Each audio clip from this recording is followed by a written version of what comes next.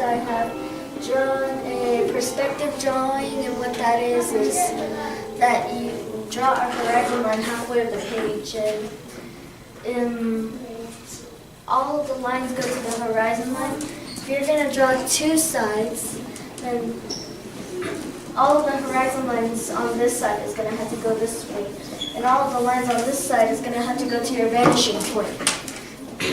And how perspective drawing is done is, I think you draw a horizon line, you draw two vanishing points an inch away from the paper. You put all your lines to the vanishing point. And the person who started perspective drawing was Leonardo da Vinci. Like, the Last Supper, for an example, is one of his perspective drawing. And there's the person right there, and all of the lines on this side went to his left eye.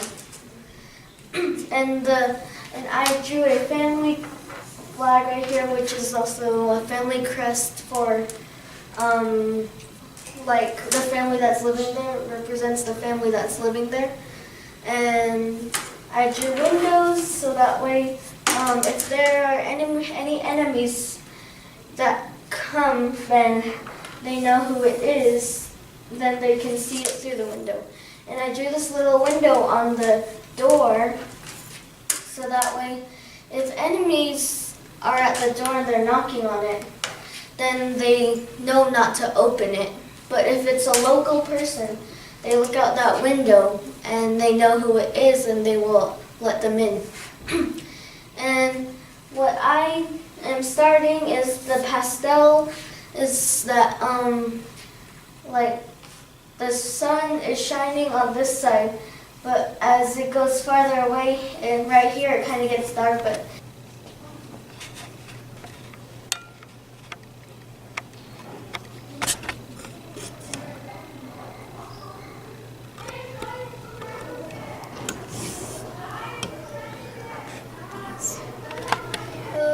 so what I did was perspective drawing, and I colored it with pastels like this. They're like soft chalk, and I used a cotton swab to spread the color.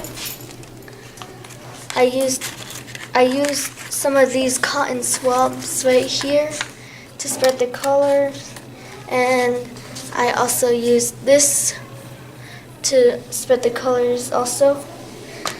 And this right here is so that way you can spread it around like this and it will look better, fit in more, and that's what I used to make it. And when I colored it, usually the part that's facing the sun is going to be brighter, and as you go further it's going to get darker and darker, and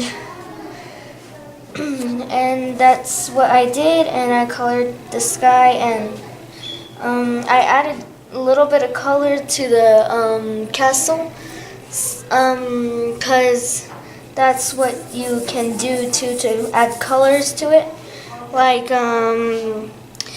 blue, red, any color you want, and you can just spread it around in there. And yeah, that is all I have to say.